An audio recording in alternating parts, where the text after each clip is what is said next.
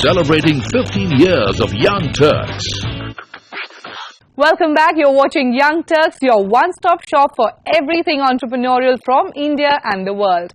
This summer, Young Turks traveled to Cape Town to cover the Dell Women's Entrepreneurship Summit. And on this segment, we're bringing you stories of two African entrepreneurs whose ventures are disrupting traditional sectors by using technology. First up, the story of Johanna's Mukoki's Travel with Flair, a corporate travel agency that was one of the first in South Africa to provide paperless tickets and itineraries on smartphones to its clients. Here's Johanna's startup story. Joanna Mukoki learned about entrepreneurship by selling groceries with her parents at the age of 11 in her hometown Soweto, South Africa. She used the grocery money to put herself through school, but as a teenager, when grocery selling wasn't a cool thing to do, Joanna got into modeling and entered beauty pageants to support her family and her growing ambition. By the time the straight-A student got to studying accounting at Cambridge, she had created quite a name for herself within her community. I used to get headhunted, and the package would double every week, different headhunters hunting me for different companies. And I thought to myself, there must be a lot of value in me if every week, somebody thinks that they can offer me a greater package. I must go out and do something on my own. And I think obviously my young entrepreneurial spirit was ignited by me having to go sell every weekend with my parents, so I wasn't scared to be an entrepreneur. And that's exactly what she did. Joanna went on to found Travel with Flair with two partners over 20 years ago. As a corporate travel company, Travel with Flair is a travel agency specifically for businesses, one that helps corporations and government agencies better plan and manage their travel requirements. Having gotten initial funding from a partner's parent, Travel with Flair was able to break even within a year, and their USP has been banking on technology to deliver better service. Joanna claims that they were one of the first agencies in South Africa to provide paperless tickets and send itineraries on smartphones. The agency today employs 800 people and is headquartered in Pretoria, with offices across South Africa and 9 other African countries. But we asked Joanna, in a world today where almost everything is self-service and online, how Travel with Flair plans to stay relevant. It's not only about the front end of booking the ticket, it's about the aftercare, the duty of care. You know that travel is not as safe as what it used to be. It's on the reporting side, it's on the negotiation side in terms of your travel spend and ensuring that you're getting the best deal.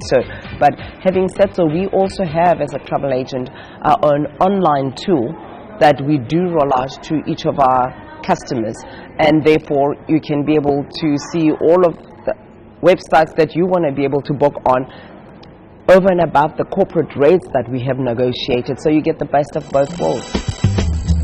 Looking ahead, Joanna hopes to increase Travel with Flair's African footprint, given that they presently have 10 offices on the continent. And as a woman entrepreneur in Africa, she believes now is the right time. In the late 90s, early 2000s, it was very difficult to be a woman and trying to assert yourself in a man's world. But I think societies are much more open now, open-minded, and we have seen that over the years there's women-led businesses do manage to scale up a lot better. People believe in the gravitas that one has in your technical ability, and if you as a woman can exhibit that and believe that you have that first before you're a woman, sky's the limit, world is your oyster. We couldn't have said it better, Johanna. We wish you all the very best for your future endeavors. Our next guest is Cameroon-based Marlon Gumo, the founder of Zaati. Cameroon has an unemployment rate of about 60% amongst youngsters, and Zaati works to make the youth employable by teaching them IT skills. Marlon, who in a previous life was a business consultant, is today building up Cameroon's nascent BPO industry block by block. Take a look at what Marlon hopes to achieve with her social enterprise Zaati. Zaati means excellence, and this startup works in both the consulting and business process outsourcing space to make Cameroon youth employable on one hand and provide qualified labor to small and medium-sized businesses in this African nation. Zaati's big focus today is what they call their impact sourcing operations, which teach low-income students transcription, data entry and content development work. They learn how to use a computer, Microsoft Word, how to use internet, go on Google, how to be leaders, how to have professional attitude, having goals, be focused on quality, delivering on deadlines. So at the end of the day, I believe by the time they finish with doing work with me, it's easy for them to find a job and it's easy for them to create a job if they want to. Starting in 2013, Zaati was funded by a $5,000 grant from the United States African Foundation. Since then, the company has grown nearly 300%, clocking revenues of $240,000 in 2015. 20% of the profit made in is invested back into the company. Zaati's clientele primarily includes Africa-based organizations, but Marilyn is now looking to tap the global market too. And interestingly, her inspiration is an Indian rural-focused BPO. The first thing is that the person that inspired me is from Indian descent, Leila Jain of Somerset. So, and she got inspiration working in India. So that's why I started my research, like what are the companies that are doing that? And I found out this company called Rural Shores, and what they do is that they enable young Indians to stay in their villages, in the rural community, but by doing professional work, they're earning an income, so they don't need to go to town. This is a model I can use to keep our young people in the country. And the other pillars of Zaati's consultancy work is to help African businesses access global markets.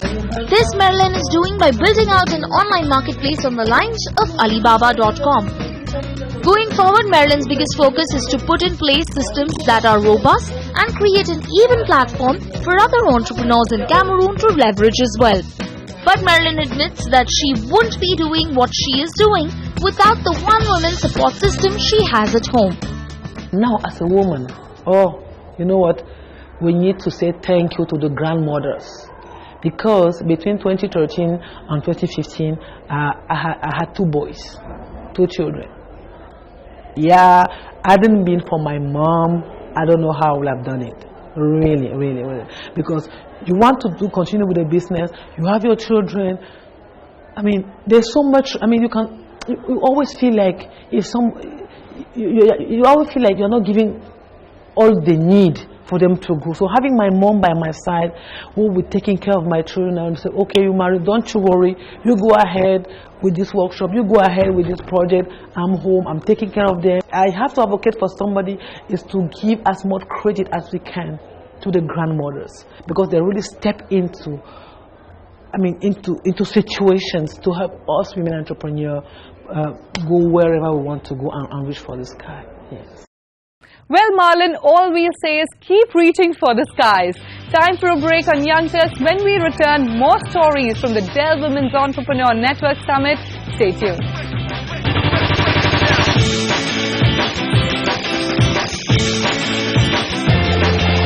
Celebrating 15 years of Young Turks.